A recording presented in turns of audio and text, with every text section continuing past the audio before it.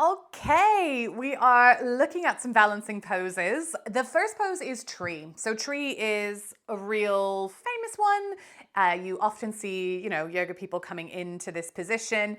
But it's often done quite passively, quite sort of in a way that people are dumping into the pose and not activating. So like always, we start with foundation.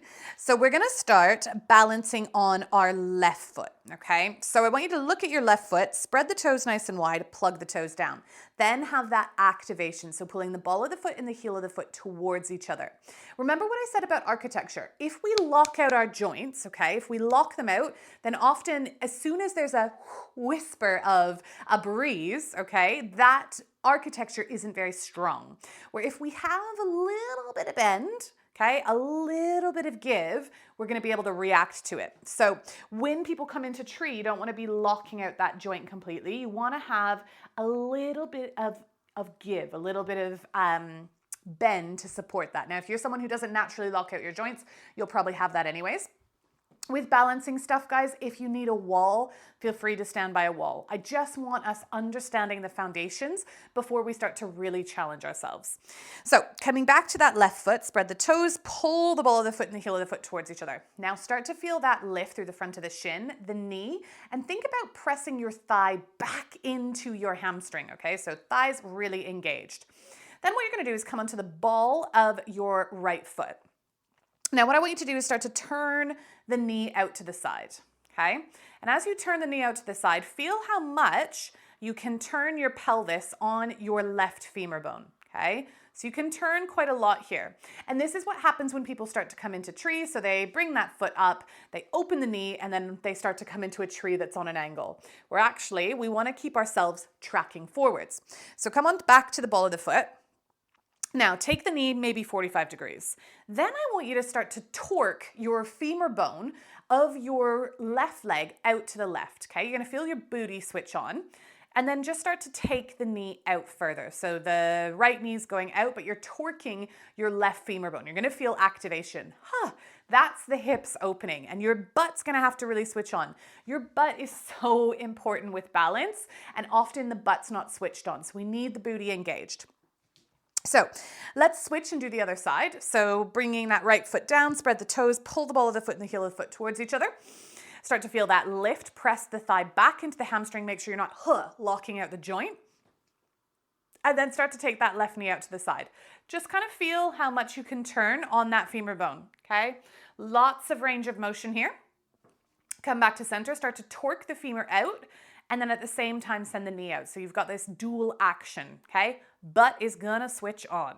This is what we want. Good, okay, come back to center. So we've actually just done variation 1 of tree pose. So there's 3 variations. Everybody rushes to this one where we get the foot into the thigh and we stand like so. I'm wearing really slippy leggings today, so it's a bit tricky to show you.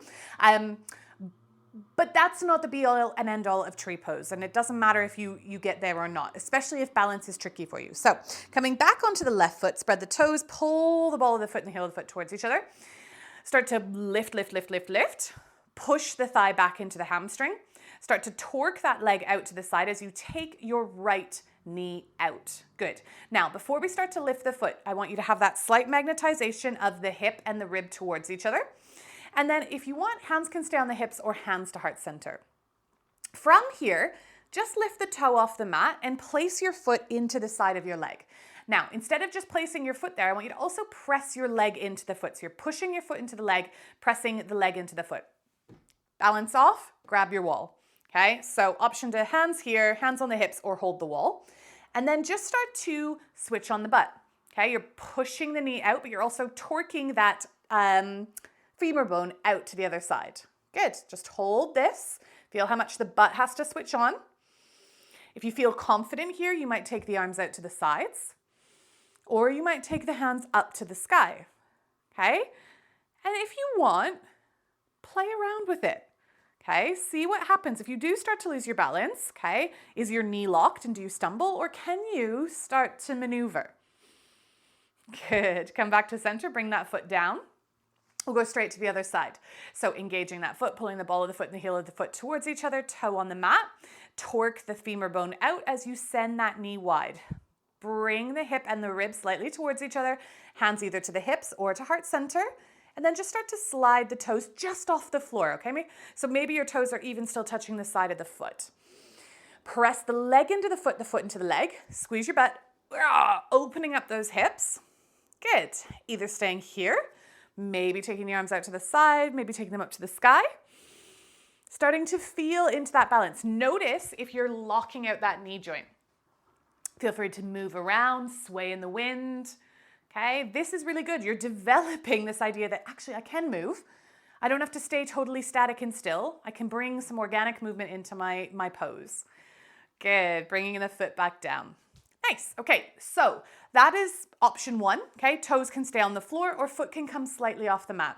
You can start to bring your foot into your calf. So if you want, you can start balancing on that left leg again. Maybe from this position, lift it up a little bit higher. Now the no-go area is the knee joint, okay? Your knees, they bend forwards, okay? Knees bend forwards.